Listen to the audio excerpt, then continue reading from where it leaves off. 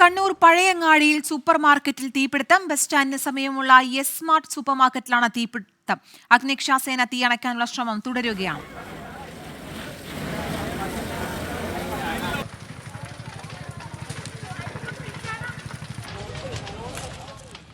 അരുൺ പൂപ്പറമ്പിയുണ്ട് കൂടുതൽ വിശദാംശങ്ങളുമായി. അരുൺ, ഇതിനകം തീ നിയന്ത്രണ വിധേയമാക്കാൻ സാധിച്ചിട്ടുണ്ടോ? കീർത്തന, ഇപ്പോൾ തീ നിയന്ത്രണ വിധേയമാണ് എന്ന് നമുക്ക് പറയാൻ സാധിക്കും.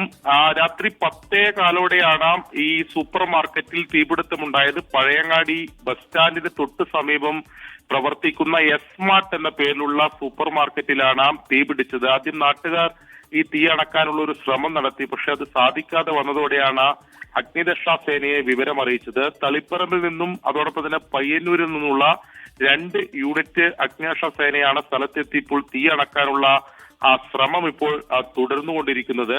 അതിൽ ആശങ്കയായി നിലനിന്നിരുന്നത് ഇതേ കെട്ടിടത്തിലാണ് കാനറ ബാങ്കും പ്രവർത്തിക്കുന്നത്.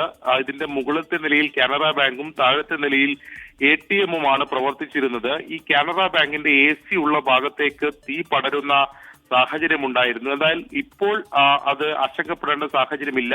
ഈ തീ പടരുന്നത് തടയാൻ സാധിച്ചിട്ടുണ്ട് എന്നതാണ് നമുക്ക് അഗ്നിരക്ഷാ ഉദ്യോഗസ്ഥരിൽ നിന്ന് ലഭിക്കുന്ന വിവരം. അപ്പോൾ പൂർണ്ണമായും തീ അണക്കാൻ സാധിച്ചിട്ടില്ല. എന്നാലും ഈ സൂപ്പർ മാർക്കറ്റ് പൂർണ്ണമായും തന്നെ കത്തി നശിച്ചിട്ടുണ്ട്. ഇപ്പോഴും തീ അണക്കുന്നതിന് വേണ്ടിയിട്ടുള്ള ശ്രമം തുടർന്നുകൊണ്ടിരിക്കുകയാണ്.